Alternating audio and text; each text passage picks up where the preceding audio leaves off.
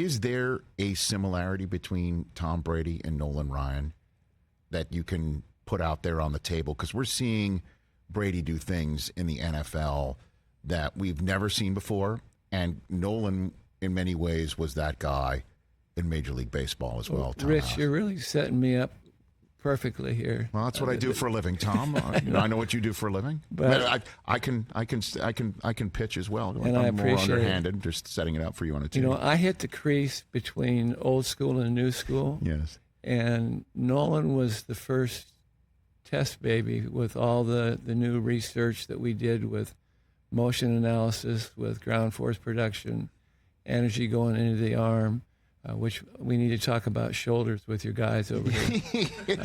We'll leave Del Tufo on the side for a moment, but Tom Brady and Nolan Ryan have the floor.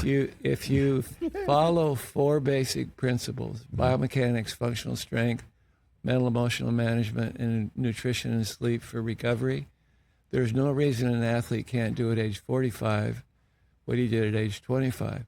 And we proved it with the Texas Rangers, and 6 of the 10 pitchers I had in that time frame pitched in their mid-40s.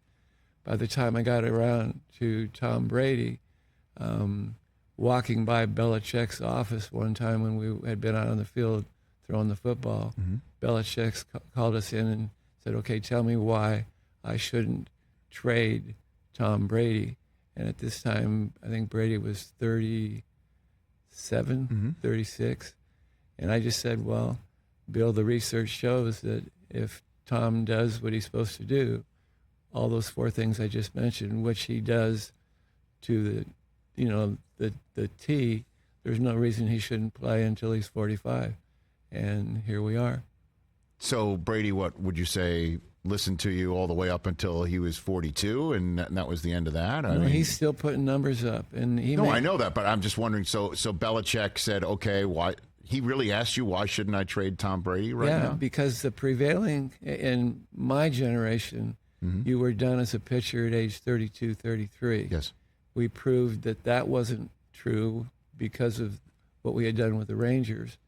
And the carryover was that when we got into football, I think George Blanda, there were only 2 quarterbacks that were even productive into their 40s.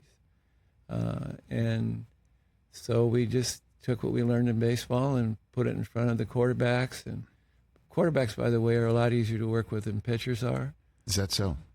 I think they just have to be because of the volume of information they have to process and the time frame that they have to do it in. They're quicker thinkers than most pitchers. And if you're a quicker thinker, you're usually a quicker learner, too. When did Tom Brady first get on your radar screen, Tom House? When did that happen? I think 10 years ago now. Drew Brees was our first elite quarterback where we actually helped him with his shoulder rehab, and where he wasn't ever supposed to be able to throw again, we fixed him. Chargers going into the Saints, pretty much. That's back then. Awesome. Right? Okay. And what we found out is that quarterback fraternity is really a small little fraternity. And we fixed Drew, and he started spreading the word that we kind of knew what we were doing. You fixed him all right. He's going to the Hall of Fame for his ballot. I mean, remember, I had the easy job. All I did was talk. He had to do all the work. Of course. But the bottom line is credibility with him gave us credibility with other quarterbacks. And pretty soon it grew into one of the companies that I'm a part of called 3DQB. And 3DQB right now probably deals with 25 or 30 of the collegiate quarterbacks. J.J. McCarthy from Michigan. Doing great work on him, Tom. Great work. It was easy. It was very easy with him. But that's kind of how we grew into it.